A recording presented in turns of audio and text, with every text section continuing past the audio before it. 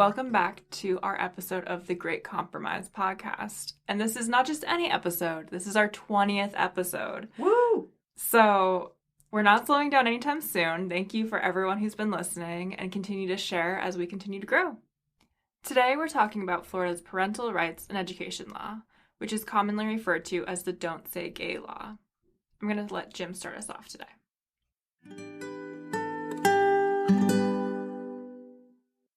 First, we should talk about what is actually in the law. There are a few different pieces to go over, but they all involve parental rights and involvement. First, the law requires that the schools notify a student's parent if there's a change in services or monitoring related to the student's mental, emotional, or physical health or well-being. In fact, the only scenario where they can withhold that information from parents is if there is a reasonable belief that disclosure would subject the student to abuse, abandonment, or neglect. Now, to the controversial part. The law prohibits classroom instruction on sexual orientation or gender identity in kindergarten through grade 3, or in a manner that is not age-appropriate or developmentally appropriate for students. But it doesn't end there. The school district must notify parents of all healthcare services offered and give them a chance to consent or decline them. Now to the enforcement of the law. If any of these things are not followed, parents can file a complaint with the school. The school then has 30 days to resolve the issue. If they do not, parents can effectively sue the school for damages. So most of the focus on this law has been on two things: prohibiting classroom instruction on sexual orientation and gender identity in K through grade 3, and parents being able to sue the school for doing so. I don't personally consider the rest of the bill to be controversial, and I assume we'll be focusing on the controversial parts this episode. I am not entirely in support of this law, but I do think parents should have more say in involvement with their children's education, which is why I also support school vouchers. I believe that a sexual education curriculum of any kind does not have a place in the classroom of kindergartners through third graders. There is no reason to be having those discussions in the classroom with 5-year-olds. There is absolutely no justification for it. So in that regard, I support this law. But, and this is a big but, I truly hate the way they are choosing to enforce this. Allowing parents to sue the school anytime they feel this law has been broken is not the right way to handle it. Ever since Texas passed their law against abortion that was enforced by lawsuits, other states felt they could do the same thing. And I hate it. It's just not right. Public schools are already underfunded as it is, and now they have to start paying legal fees if a teacher misspeaks. I don't agree with that portion at all. But the rest, I do. Children that young have no concept of sex, and we need to keep it that way. A study from Georgetown University says that children should start receiving formal instruction about sexual health as early as age 10. And I agree. Before then, it is the responsibility of both the parents and school to keep the child innocent from these adult concepts. But it should ultimately be up to the parents to decide when their child is ready.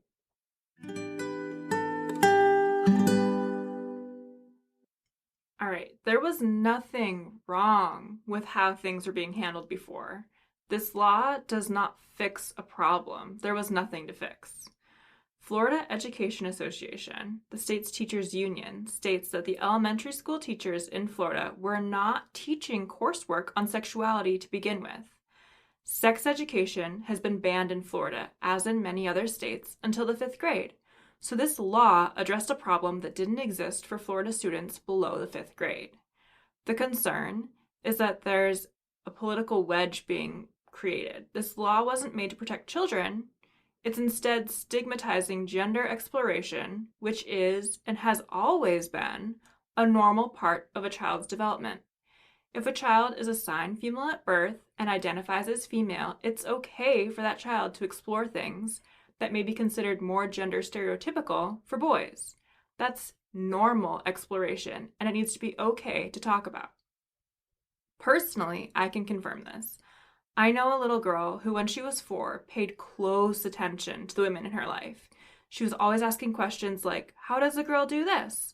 What does a girl do when this happens? At just 4 years old, she was very clued into gender, and she wanted to make sure that she understood what being a girl was and what it was supposed to look like.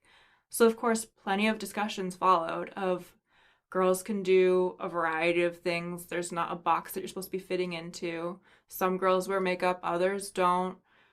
It was a constant conversation that we had. She was just fascinated by it. So to expect that kids kindergarten to third grade have no concept or concern over gender is not only inaccurate, it's unhelpful. I don't like this law. I feel that it can impact children's mental health. Pediatric psychologists have expressed concern that this law stigmatizes gay or transgender kids and could harm their mental health. These are people that are more likely to face bullying and attempt suicide than children who are cisgender or straight. So the encouragement of making this already taboo subject and now a legal conversation is super dangerous. Children have multiple moms and dads, are LGBTQ plus themselves. They're not going to experience acceptance in Florida. This law makes their experience invisible and taboo, which is harmful and unsafe for all kids.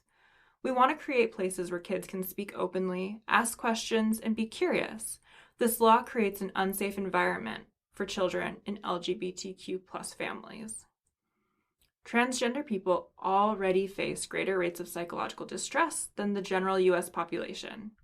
The National Center for Transgender Equality had a 2015 transgender survey. It found that 40% of transgender respondents had attempted suicide. This is 9 times higher than the rate of the general population. Natasha Polopoulos, which I'm sorry if I butchered that, is a pediatric psychologist in Miami, and she's been really outspoken on the impacts of this law on children's mental health. She had an interview with The Guardian, and in it, she says, "We have governors that have no education or basis or expertise in child mental health that impose such laws that are going to have horrendous impacts on kids." To prevent shame, child psychologists say that it's important for children to see themselves and their families represented in stories.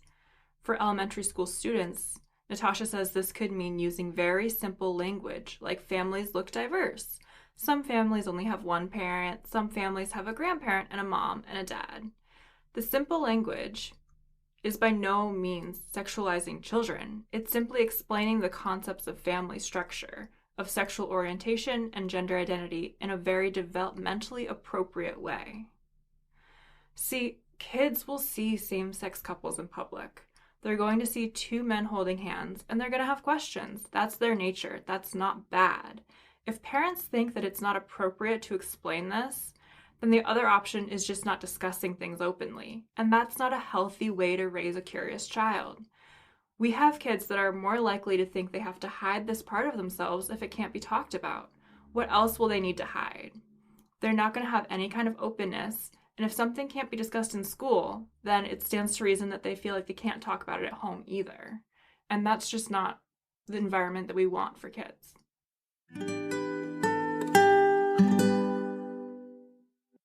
Thank you, V. There's a lot to go over here. So let's just start with your first point. There wasn't a need for this bill because it's not a problem that needs to be addressed, right? They weren't getting sex ed or anything like that in the first place. You can't have any sex ed classes below 5th grade. So it's not like there was some kind of sexual education going on for a inappropriate age group. Okay. So, I mean, first and foremost, if it's not happening, then you shouldn't have a problem with it being outlawed anyways, right? I think open discussion about gender, what does gender look like, how do you behave according to gender, all of that stuff is normal. It's not scandalous to have those conversations. It's strange that we're outlawing it in Florida. Okay. So you're saying it's not happening, but then you're saying it's weird that we're outlawing it because it should be happening. No. What I'm saying is that the argument is that this is inappropriate sexual context, right? But it's not taking place in a sex ed context. It's just like a gender conversation. That's not like inappropriate for age, right? Like the argument is that this is to disrupt innocence and these people are teaching young kids stuff that they shouldn't even be aware of. Like at a very young age, you're aware that you're a girl and your brother is a boy. Like that's not icky to talk about. It's weird that it's being approached in this like format. Well, the basics isn't what's being outlawed, right? And not that that should really be a discussion with a teacher, it should be more of a discussion with a parent, I think is the overall logic here, right? Want to keep that out of schools and then you can address that at home. Why take it out of schools? What's wrong with talking about it in the first place? It's just not the place for it. It's just not the I'm place. a girl and I can't talk to my teacher about being a girl? That's not the place for it? Basic That's conversation not. about I'm a girl. What are you learning from your teacher about it? Okay, let's say I'm a kindergarten student and my teacher wears a lot of jewelry and I want to know if I should wear a lot of jewelry when I grow up. Is that normal? Like, am I going to be the type of grown adult woman that wears red lipstick every day, just like my kindergarten teacher? Like, kids model after the adults they see and they have a lot of questions. My mom doesn't wear red lipstick, but you do. What does that mean? Okay, so if we're talking about what's in the law, that is not exactly what the law says, right? It says it prohibits classroom instruction on sexual orientation and gender identity in K through 3 and manner in a manner that is not age appropriate or developmentally appropriate for students, right? So classroom instruction. It's not saying children can't ask questions. What it's saying is the teacher can't include it in their curriculum. It is not allowed in the curriculum. And so maybe it didn't exist in Florida before, but it seems like Florida's getting ahead of it because I just saw this story about New Jersey. New Jersey first graders to learn about gender identity in new sex ed lessons. Do you think that is acceptable to be a part of the first grade curriculum for those kids to learn about To learn about gender identity? in their new sex ed lessons in first grade? I don't see a problem with it. You don't see a problem with it. No, because I'm not going to confuse a child by talking about gender identity. That's not something that you can change. That's something that someone is born with. So, what's the harm in just talking about it and normalizing that sometimes people are confused about, like, the way they're born and the way they feel? Children this young should have no concept about sex at all, and they have no understanding what gender is. And in fact, generally speaking, young children being sexual is a sign that they're being abused. So why do we want to encourage this behavior when we should be helping these children instead? It just doesn't make sense to me that we would even allow it to be a part of the school's curriculum at all. Let the parents talk to them about it. Children can ask questions, but it shouldn't be a part of the school's curriculum. And that's what this law is, and that's the part I agree with. Okay, let's talk about definitions. Okay. Children this young shouldn't have any concept about sex. Are you talking gender, male and female, or like sexual intercourse? Uh, Intercourse. Yes. I agree with you. Okay. Okay. Are we talking about sex with children or gender? It's both, right? That this law says you can't have both in K through 3. Yeah, but there's nothing wrong with gender, right? Talking about male, female, transgender, or even like the diverse family sets and normalizing that. That's not sexual, that's not age inappropriate, that's not unhealthy. Kids are going to have questions about all kinds of things, and I think that the way the adults in their lives answer it is really important, right? The way that you approach a question as like, I understand you're curious about that. Okay, let's talk about it is way more important than you're too young. We can't discuss it. That's not available to you. Like, that's shrouding things in like shame and secrecy. And that's where things get really unhealthy, right? If a kid feels that, let's bring it back to like sex and child abuse. If a kid feels that someone is saying something that makes them uncomfortable, they should be free to discuss it, not afraid that they're going to get in trouble for bringing it up, right? That's where misconduct takes place. That's where danger takes place. So bringing it back to transgender individuals and the high suicide rates, like not discussing stuff and making it taboo and kind of relating it to something being wrong or off the table is dangerous. And I don't think that's an environment that we want to create, which is what this law is doing. Look, in general, I agree with you. I just don't think kindergartners and through third grade, I don't think it should be taught in school for those age groups. After that, absolutely. I agree 100% with what you're saying. You were right. It's just when you're that young, they have no concept of this stuff, and it should not be a part of the curriculum. If they want to They talk about it, they can talk to their parents, and their parents can decide what's appropriate for them to discuss. they have concept of it. They have so much awareness. Kids are sponges and they want to know, why both of their parents work, why one parent doesn't work, like all the gender roles, all the different ways that people dress, and the toys that some kids have that they don't have. Like, all of that turns into curiosity around, like, is it because you have an older brother or I have a younger sister? Like, that's just fascinating to them. They have tons of awareness. It should be an open conversation. I just don't feel like age has anything to do with that, right? Like, talk about it in schools, sure. Don't make it wrong or shameful to be curious about that at any age. Age has everything to do with it. It's about what's developmentally appropriate for these children. You can have a age appropriate conversation about gender, and what's wrong with that? Okay, a 5-year-old comes up to you and says, I'm a boy, but I feel like a girl. What is an age appropriate discussion to have with a 5-year-old who, frankly, has no concept of what being a boy is, or being a girl is, or being transgender is? They have no concept of any of that stuff. What is an appropriate conversation to have with a 5-year-old? I would probably ask them what a girl even feels like. What does that mean to you?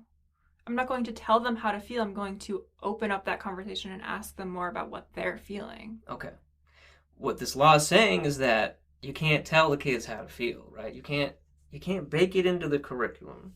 I just don't want them to be having these conversations in school where it's not appropriate. If they want to be having it, they need to talk to their parents. Okay, That's what I'm saying. let's get less vague. What's an inappropriate conversation at that age? Like, what are you trying to prevent here? Give me an example. Children that young don't have any concept of sex, and so they can't possibly have any concept of if they are gay or straight or something else. It's just not something they are able to comprehend at that age, and that goes for their gender as well. I mean, being or knowing that you're transgender takes some people a lifetime, but it should at least be a longer process of after you go through puberty, you're an adult, and it's not something that I just do not find it appropriate to be discussed in a classroom setting. Give me an example of It's what that discussion would be. That's so wrong. I don't it's anything any kind of sexual conversation with a child that is not your own feels wrong to me, right? You're a teacher and you're discussing what being straight is. Okay? And you're saying being straight is when a man and a woman love each other and have babies or whatever it is. And then the kids are like, "Well, what is involved in being straight? What makes it straight? Is it just holding hands? How in depth does this conversation get with 5-year-olds?" I think the way that it would be approached with 5-year-olds is more that families look different. Some people have two moms. Some people have a mom and a dad and a stepmom. Some people have just their mom and their grandma, right? Like, picture book level family sets. It's not being straight is this, and if you are married, then you do more than hold hands. Like, that's not a conversation that I think anyone is having with a 5-year-old in a school. Well, that's what I'm saying. It shouldn't be. This law is creating fear that something is happening that I don't believe is. It's more that children should be able to talk about I went over to a friend's house and they have two moms. I'm curious what that means. I don't have two moms, right? Like, we're not, we shouldn't be unallowed to have those simple conversations. And that's fine. And having those conversations with your parent, with your own child, is one thing. But when uh, an adult is having these kinds of conversations with a child that is not their own, it makes me uncomfortable. Okay. Do you think that there's any correlation with what's not allowed to be discussed in school, what is against the law, and how a parent would feel having that conversation with their own kid? Is there any correlation? Yeah.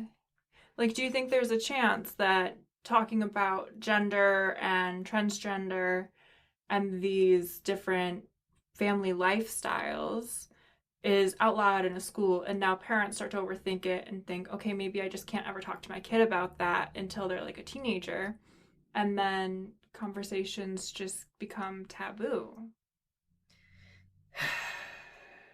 I don't know. I'd hope not. I hope the fact that they don't talk about it in K through 3. Well, I mean, they shouldn't anyways at that age, but it should be more on the parents, right? It should become the parents' responsibility, which it should have been to begin with, to have these conversations.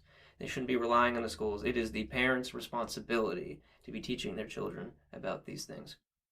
And just to be clear, this isn't just outlawing talk about being gay or being trans. It's all of it, gay or straight, right? Mm-hmm. And so I I don't think it's fair to call this the Don't Say Gay bill. That doesn't even really apply here. It does. It does, because minority is being gay or transgender. And Mm-hmm. so minority conversations are less typical because you see the average stereotype all of the time, right? It's more about normalizing what's different instead of making people feel outcast and othered and wrong. So not having that conversation at a young age is just starting out on the wrong foot if you don't know how to handle it or you feel uncomfortable that it shouldn't be a conversation in the first place. I feel like kids observe everything and they're going to understand that you're uncomfortable and that maybe they shouldn't have brought it up and they're embarrassed, and like I I can see this spinning out of control with something that wasn't a problem to begin with. Right? Like, it's not a problem to be having those conversations in schools, but now all of a sudden parents have this idea that they can sue the school for it, and then if it was a lawsuit that got paid out, then other parents start to overthink it and teachers start to overthink it. And why is this a problem in the first place? It's not, I don't believe that this is sexual or disgusting or dangerous or unsafe. But why is it that these conversations can't start at grade 4 or 5 when the children are more developmentally ready to understand and hear these things? It's the act of outlawing something and saying that discussing it is completely wrong. Then it just turns into like this big gap when it's finally okay. Those feelings are still going to stand, right? Like, if I told you we can never talk about this until this exact time, it doesn't become a really heavy conversation all of a sudden when it didn't have to be at all. Maybe, maybe not. Stuff gets really charged when it's off the table. If it's always allowed to be discussed and you can always come to me with any questions you have, then everything is just safe instead Yeah. of overthink it, be concerned about it, stressed about it, and then finally, when it's time, we'll have this big conversation. It should be a series of small conversations. And okay, I understand that. And so this law doesn't say you can't do that. What this law says is that it can't be a part of the curriculum, right? A curious child asking a question is different than, okay, class, this week's lesson is on XYZ. Those are two different things. And so that is what is outlawed, not a child asking a question. How is that determined when this law is enforced by private lawsuits? Well, again, that's where you and I agree. I hate how this law is enforced, and it shouldn't have passed at all in the state that it's in, because it's ridiculous. These lawsuits enforcing laws, it's just absurd, and we shouldn't be doing this in any form. Yeah, we really shouldn't. So in that regard, we agree. Thank you, everyone, for listening to the 20th episode of The Great Compromise. We do really appreciate you listening, and we would also appreciate, following on Facebook and Twitter and Instagram, and find us on YouTube, and stay tuned for the next episode.